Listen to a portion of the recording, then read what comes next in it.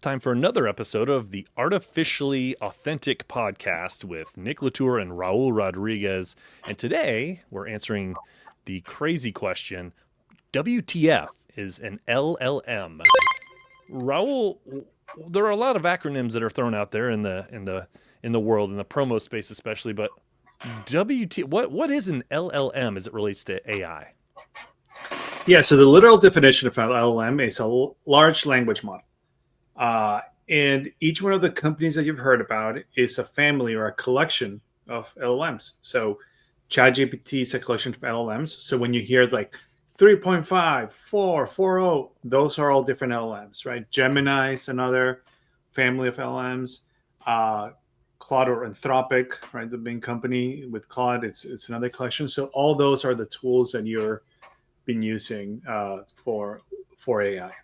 Oh, okay. So, and the 3.0, 4.0, this is just another layer of it getting better, learning from itself, being a better version of itself. Yeah, there are multiple versions of it, right? So each one of them will have different characteristics, but each one. So when you say 3.5, 4, 4.0, that's another LLM. Now it can be very complicated and time consuming to keep track of all the models if you're not really immersed in the world, right? Like they come out with new models all the time and they're all very different. But what we're going to be discussing here is sometimes you just got to stick to the newest basic model, right? There's also Yeah. two different types of main types of models. There's reasoning and regular. Reasonings are used more for problem solving, for puzzles and math and things like that. Then the regular ones are used for everyday use, which is the ones that we're going to be focusing more on these podcasts. But just so you know, when somebody says, "Oh, that's a reasoning LLM," that's the difference. And they're starting to be more merging in between the two, and I do think in the future they'll be all just one. But yeah, it's hard to keep track of all the new LLMs that are coming out within each family. Okay, that's cool. So there's a lot of LLMs out there, it sounds like, but what are like a few of the top ones? Which one should I use if I'm a promo pro out there trying to do some cool things with AI? Yeah, I would suggest you focus on one of the three main ones. So Okay. either ChatGPT, Gemini, or Claude. So those are the top three. Now you can always use Grok for X Twitter things, and so far it's been more of a novelty thing. But for business use cases, those are the top three ones. But I always encourage people to use AI for almost everything, right? And to feed AI into AI. So we as ChatGPT probably bias, right? Like what are some of the which ones should what are the difference between some of the LM families? So Yeah, I guess that's one way to do it. Let's ask AI which one we should use. That's probably a good way to start, right? yeah, so right before the podcast, I asked, like, can you tell me the difference between LLM models and their pros and cons?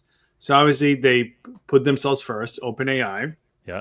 which is ChatGPT, and it's the best one for best general purpose assistant. Hmm. Consistent reasoning and summarization, weaknesses. It's closed source, limited access to newest models. So 4.0 is really good. It's the one we're going to be using for a lot of our exercises in the near future. But you can only get it on a paid subscription. Now the paid subscription is $20 a month per user.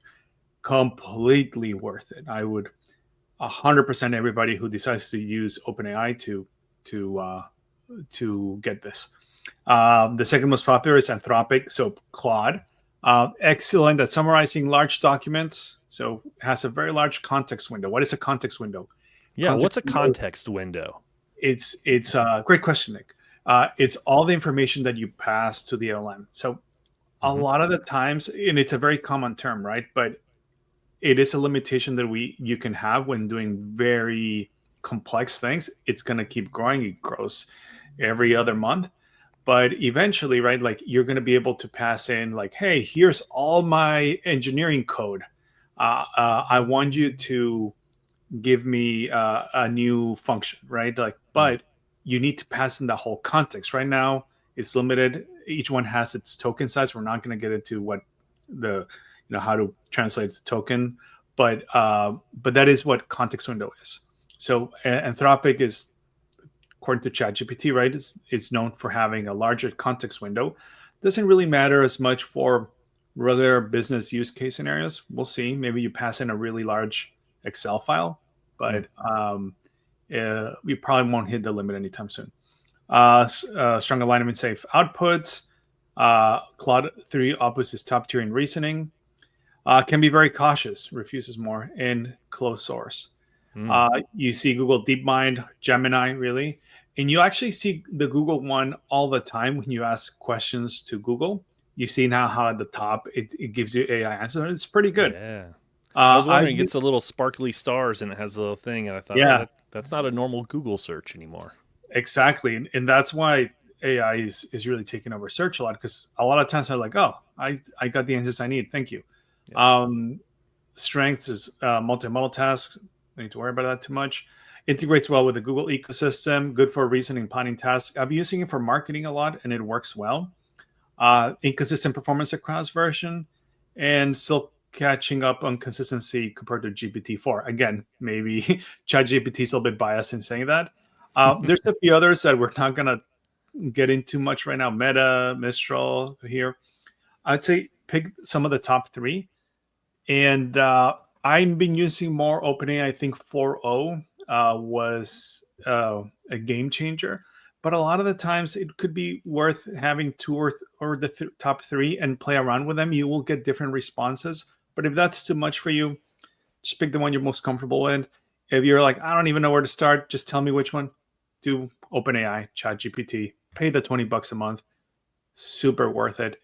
And make sure you'll have a little drop down here that you're using 4.0.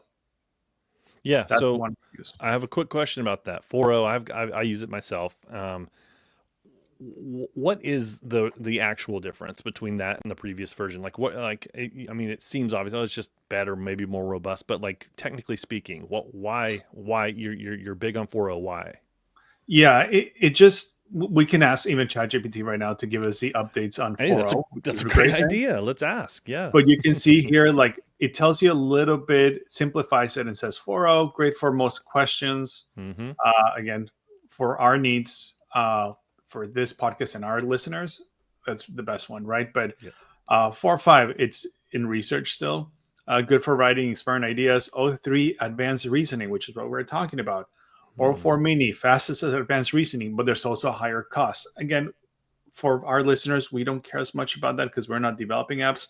Us in Merch AI, we care a lot about the different costs and different uses. But let's ask, what are the newest updates for the ChatGPT 4.0 model?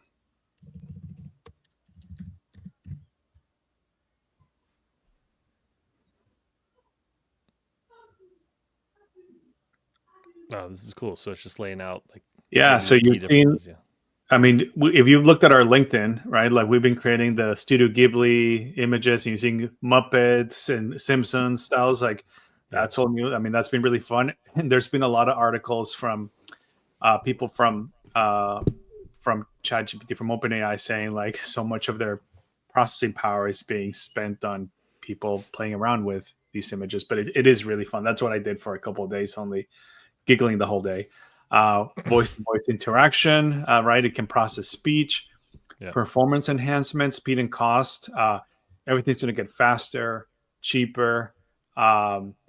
Expanded context window, right? That's what we're talking about. Oh yeah. Memory features. So now it remembers more of the conversations that you've had. So instead of having to repeat everything again, it does it. And but I think it does work a lot better. It gives you much better answers.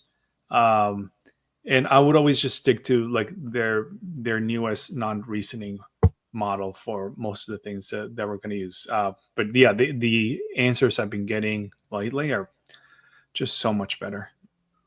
Nice. Yeah, I've seen that too. In my and I've seen the graphics get really good too. I made a picture recently. Maybe we'll pop it up of you and I, because our favorite two NBA teams are going against each other in the playoffs, and did a little battle scene that I think looks pretty good. Yeah, why don't you share that? That's one of the examples of the super productive things we do. And it's let's say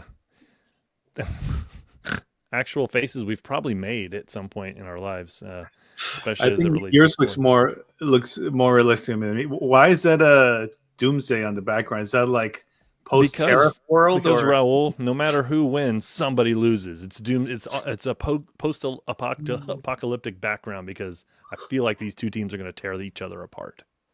Well, we'll see what happens in a couple of weeks.